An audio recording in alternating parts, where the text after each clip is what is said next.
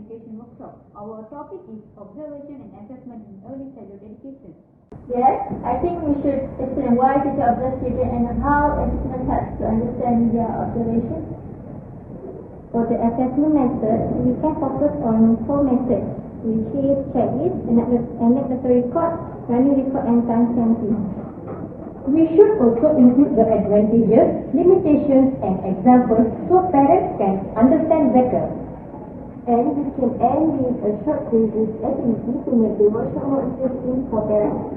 That's a good idea. Let's divide our parts and let's start the work.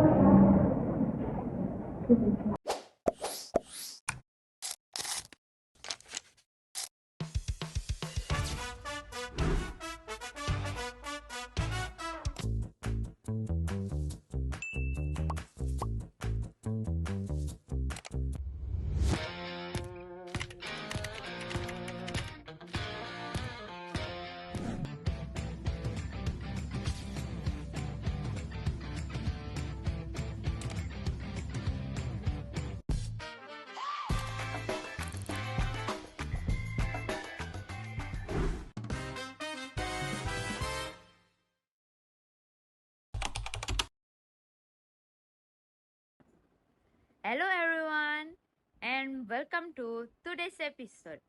I'm Neta Kumaran and I will be your host for today's section. Me and my friends are very excited to share with you a topic that is very meaningful in your child's early learning journey. Have you ever wondered what your child's teacher is actually observing during playtime, or why teachers takes note when children are drawing, talking, playing and interacting with others? Today, we are going to talk about observation and assessment in early childhood education. When parents hear the word assessment, some may immediately think about exams, marks, and some more. But don't worry, early childhood education is not like the examination children experience in formal schooling. In early childhood education, assessment is a process of understanding children. Teachers observe children during their everyday activities to learn about their interests, abilities, strengths, and areas where they need more support. For an example, when a child is playing with puzzles, a teacher is not only checking whether the child complete a puzzle, the teacher also observing. For an example, when a child is playing with puzzles, a teacher is not only checking whether the child completes the puzzle, the teacher is also observing the child's problem solving skill and coordination, confidence, and ability to handle challenges. This information helps teachers create activities that are very suitable for every child's development. So, why do teachers collect information about children's learning and development? The answer is very simple, because every child is unique. Every child learn differently and develop at their own pace. By collecting observation, teachers can understand each child better and provide meaningful learning experience. Unlike formal examination that mainly measure academic knowledge, early childhood assessment look at the whole child. It includes areas such as physical development, cognitive development, language skills, social and emotional development, creativity, and values. Parents also play an important role in this process. When parents and the teacher share information about a child's behavior, interests, and progress, they can work together to support the child's growth. So, in today's episode, we will explore different assessment methods used by early childhood educators, their benefit and limitation, and how parents can become active partners in their child's learning journey. Now, let's continue and discover how teachers use different ways to understand and support every child. Alright, I will explain how teachers actually assess children in preschool. We've already talked about why observation and assessment are important. So now, let's look at the methods teachers use. Observing and assessing children is something preschool teachers do every single day. When we hear the word assessment, we often think of exam, tests, or grades. But in preschool, assessment is very different.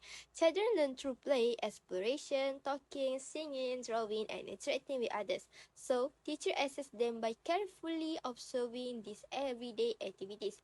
I will explain 4 common assessment methods used in preschool, which is checklist, anecdotal record, running record, and rating scale. I will start with the checklist. This is one of the simplest tools. Basically, a list of developmental skills or learning outcomes. As children join activities, the teacher observes and takes of the skill they show. Why use it? Because it's quick, simple, easy to organize. It's more suitable for children aged 4 to 6 and it can cover areas like physical development, language, cognitive skills, social and emotional growth. For example, during an art activity, the teacher may check if a child can hold a crayon correctly, recognize colors, or follow instructions, and just take the skills off. Next, I will explain the anecdotal record. This is like writing a short story about something meaningful that happens in class. The teachers write down exactly what the child says or does without adding personal opinions. Why is this important? Because one small moment can reveal a lot about a child's development. It's suitable for age 3 to 6 and is often used to assess social, emotional, language, and cognitive skills. For example, during book play, if a child says let's build together and helps a friend, the teacher records it. That shows cooperation, communication, and kindness. Now, I will explain the running record. This is a detailed observation where the teacher continuously writes down everything a child does over 5 to 10 minutes. Teachers use this when they want to understand how children learn during play. It's best for age 4 to 6 and it can assess cognitive, language, physical, and social development.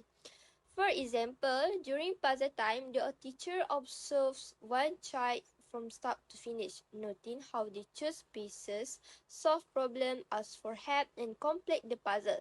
This shows the child thinking process, not just the final result. Finally, I will explain the rating scale. Unlike a checklist, this measures how often or how well a child shows a behavior. Categories might be never, sometimes, often, or always. Teachers use rating scale to track progress over time. It's suitable for age 4 to 6 and it can assess social skill, emotional growth, language, and cognitive development. For example, during group play, the teacher observes how often a child shares toys. If the child shares almost every day, the teacher might rate their behavior as often or always. So, each method has its own purpose. A checklist helps track milestones quickly, anecdotal record capture meaningful moments, running record give detailed insight into learning, and rating scales show progress over time. In preschool, teachers usually combine these methods because every child learns differently. By observing children during play and daily activities, teachers can understand their strengths, interests, and areas that need support, and plan fun, meaningful experiences that help every child grow. That's all from me. Thank you.